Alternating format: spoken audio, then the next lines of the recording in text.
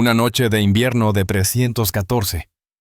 Dentro de los fríos y gruesos muros de la torre del Château Gaillard, una joven vestida con una capa blanca fue arrojada a una celda sin luz. El olor a humedad, el sonido del viento silbando entre las rocas y las miradas odiosas de los guardias eran suficientes para hacer temblar a cualquiera. Pero aquella mujer no era una plebeya. Ella ya era Margarita de Borgoña, la esposa oficial del príncipe Luis, quien se convertiría en el rey Luis XIV de Francia. Y ahora, ella era una criminal, acusada de adulterio en el mismo Palacio Real. El caso es, ¿por qué una futura reina es encarcelada como una criminal? ¿Era realmente culpable o víctima de una terrible conspiración política? Marguerite fue la joya de la dinastía Capeto, la familia que gobernó Francia durante casi 300 años. Se casó con el príncipe Luis no solo por amor, sino también como una poderosa alianza entre los Borbones y la familia real francesa. Pero nadie esperaba que apenas unos años después, su nombre aparecería en un escándalo que conmocionó a Europa, recordado para siempre con el espeluznante nombre: el escándalo de la Torre Nestlé. L'affaire de la Tour de Nestlé. Todo empezó con un susurro. En 1313, tras la visita a París de Isabel, princesa francesa y esposa del rey inglés Eduardo II, comenzó a surgir una tormenta de rumores. Isabela descubrió accidentalmente algo extraño: las bolsas de tela exquisitamente bordadas, que les regaló a sus cuñadas, aparecieron en manos de dos caballeros que no eran de la realeza. Sospechosa, informó en secreto a su padre, el rey Felipe IV, un hombre frío y cruel, que una vez destruyó brutalmente toda la orden de los caballeros templarios, solo porque se habían vuelto demasiado ricos e independientes. Comenzó la vigilancia secreta. La policía secreta siguió los pasos de las tres esposas del príncipe, Margarita, Blanca y Juana. Y entonces, una noche fatídica, dos jóvenes caballeros, Philippe y Gauthier d'Aunay, fueron capturados desnudos en una habitación secreta de la Torre Nestlé, que las princesas solían visitar durante las horas de tranquilidad. El interrogatorio fue brutal. Bajo tortura, los dos caballeros confesaron haber tenido 2 años de placeres secretos con Margarita y Blanca, incluso mientras los príncipes estaban en la guerra. La noticia se extendió como un reguero de pólvora. En una dinastía que valoraba el honor real y la moralidad, este acto no solo se consideraba adulterio, sino también traición. Una desgracia para el trono francés. Marguerite fue inmediatamente arrestada. Le raparon la cabeza y la llevaron a Château Gaillard, una fortaleza aislada y fría en Normandía. No le permitieron ver a nadie, ni siquiera a su marido. Luis, entonces todavía príncipe heredero, no habló en su defensa. En el tribunal nadie se atrevió a hablar en su defensa. Todo estaba en silencio. Un silencio frío, duro y mortal. ¿Qué cosa más terrible se esconde tras esa frase? ¿Es Marguerite realmente una traidora o simplemente un peón en un juego de poder entre grandes familias? Esta es una pregunta que las generaciones posteriores nunca han podido responder de manera definitiva. Y la tragedia no termina ahí. Lorsque les grises falles de fer du château Gaillard se sont refermées derrière Marguerite, ce n'était pas seulement le bruit herboui des chaînes, mais aussi le bruit du scellement du destin d'une femme autrefois considérée comme un symbole prestigieux de la cour de France. D'une noble princesse, épouse de l'héritier du trône, elle s'est transformée en un nom maudit, une pécheresse que personne n'osait mentionner. Mais cet effondrement n'était pas accidentel. C'était le résultat d'une série de complots et de calculs complexes auxquels elle-même n'aurait probablement pas pu s'attendre. Les deux amants accusés, Philippe et Gauthier d'Aunay, ont avoué tous les crimes sous la torture, mais leurs témoignages se contredisaient. Certains détails correspondent, certaines parties sont erronées, et parfois il y a des reproches. Cela n'a cependant pas empêché le dénouement tragique. Tous deux ont été brutalement exécutés au milieu de la place.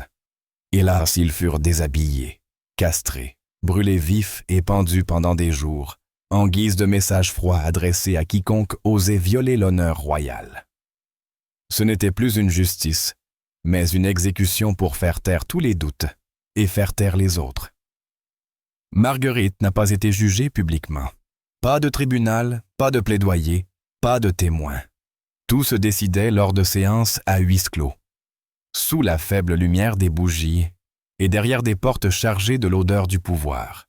Elle était gardée dans l'ombre, n'avait pas le droit de contacter sa famille, n'avait pas le droit d'écrire des lettres, et si quelqu'un venait lui rendre visite, il devait jurer de garder secret tout ce dont il était témoin.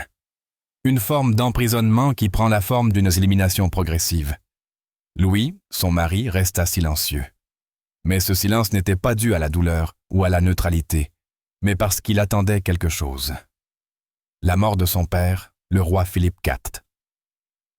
À la mort du roi en 1314, Louis monta sur le trône sous le nom de Louis d'Ain et fut alors contraint de prendre une décision concernant l'épouse à laquelle il avait juré une dévotion à vie. Le trône est désormais entre les mains d'un homme qui n'a jamais osé affronter le scandale dans sa propre famille. Louis ne voulait pas garder Marguerite comme épouse. Une femme déshonorée, surprise en adultère, ne pouvait devenir reine de France, mais Louis était roi. Et pour se remarier, il avait besoin de Marguerite, morte. De là, la question se pose. Comment Marguerite est-elle morte? Personne ne le sait avec certitude. Certains récits suggèrent qu'elle est morte de maladie après près d'1 an de confinement dans le froid glacial de Château-Gaillard, où il n'y avait ni lumière, ni chauffage, ni nourriture adéquate. D'autres, plus effrayants, disent qu'elle a été étranglée à mort, sur ordre du tribunal pour permettre le nouveau mariage de Louis. Il n'y a pas eu de funérailles officielles, ni d'éloges funèbres. Elle a disparu de l'histoire comme si elle n'avait jamais existé. Quelques semaines seulement après la mort mystérieuse de Marguerite, Louis se remarie avec Clémence de Hongrie. Un mariage précipité, mais nécessaire pour consolider la position politique et garantir que quelqu'un produirait un héritier légitime au trône. Et puis, comme le destin l'a voulu, Louis XII est mort 1 an plus tard, très jeune. D'un accident de cheval ou peut-être d'un empoisonnement, personne n'en est sûr. Clémence donne naissance à un fils, Jean Oïse Fier. Mais l'enfant meurt lui aussi quelques jours après sa naissance. La mort de Louis, la disparition de son fils et la mort inexpliquée de Marguerite plongent la France dans une crise de succession sans précédent. Et tout a commencé par un scandale amoureux apparemment personnel, mais qui était en fait une bataille entre des forces souterraines voulant contrôler le trône. Les documents historiques ne contiennent que très peu de renseignements sur Marguerite. Aucune de ses peintures n'a survécu et aucune relique n'a été préservée. C'était comme si les gens essayaient délibérément d'effacer son nom de la mémoire nationale.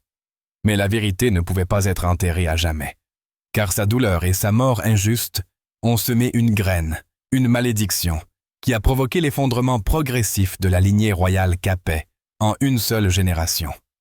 Et dans les recoins sombres de l'histoire, une question demeure sans réponse. Marguerite a-t-elle vraiment trahi son mari? Ou est-ce elle qui a été trahie au plus haut point par toute une dynastie? Après la mort mystérieuse de Marguerite, une atmosphère étrange règne à la cour de France.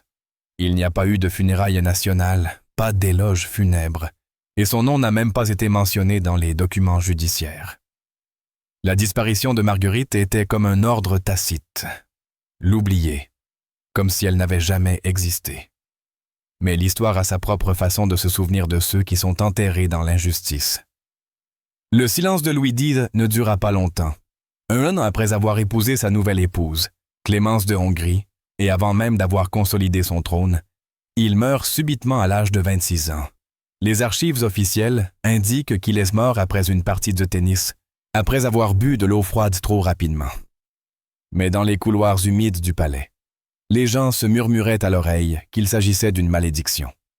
Ils murmuraient que c'était le fantôme de Marguerite qui l'avait entraînée dans la tombe pour se venger de tout ce qu'elle avait souffert. Le fils unique que Clémence donna naissance, Jean Gravillier, ne vécut que 5 jours. Un bébé roi monta sur le trône, puis mourut immédiatement. La dynastie des Capet, qui règne sur la France depuis plus de 3 siècles, est aujourd'hui confronté à une réalité sans précédent. Il n'y a plus personne légalement éligible pour lui succéder. Le trône devient un champ de bataille. Des successeurs potentiels issus des branches latérales de la famille Capet apparaissent. Le premier fut Philippe le Long, frère cadet de Louis, qui fut mêlé au scandale de la tour de Nestlé, car sa femme, Jeanne, fut également accusée d'adultère en même temps que Marguerite. Jeanne était différente. Bien qu'accusée, elle fut pardonnée, en partie grâce à sa famille solide et en partie parce qu'elle avait habilement gardé la loyauté de son mari. Philippe essaya par tous les moyens de déclarer que l'enfant de Marguerite était illégitime, que Jean Sandia n'était pas réellement du sang de Louis Dacasse, et de là s'empara peu à peu du trône. Ainsi se succédèrent une série de rois qui montèrent sur le trône, puis moururent jeunes, sans fils pour leur succéder. Comme si la malédiction de Marguerite détruisait peu à peu la famille Capet. Philippe V, Tocco, puis Charles IV, son frère cadet, moururent tous sans héritier mâle. En 1328, la lignée principale de la dynastie capétienne prend fin, ouvrant la voie à l'accession au trône de la dynastie des Valois. Mais la tragédie ne s'arrête pas là. Le scandale de la tour de Nestlé, qui a commencé avec le nom de Marguerite, a fait plus que déclencher une crise de succession. Elle a également semé un poison latent dans le cœur de la famille royale française. La suspicion, la cruauté et surtout le spectre de la vengeance. Cela a rendu les femmes du palais plus muettes, plus rusées et plus vulnérables au jeu de pouvoir. À partir de ce moment-là, chaque exécution de reine, chaque mort au palais, était considérée sous l'angle de une nouvelle Marguerite était-elle détruite. Un siècle plus tard, c'est cet héritage peu clair qui a contribué à déclencher la guerre de 100 ans, l'un des conflits les plus sanglants d'Europe. Et si nous suivons la chronologie, nous verrons.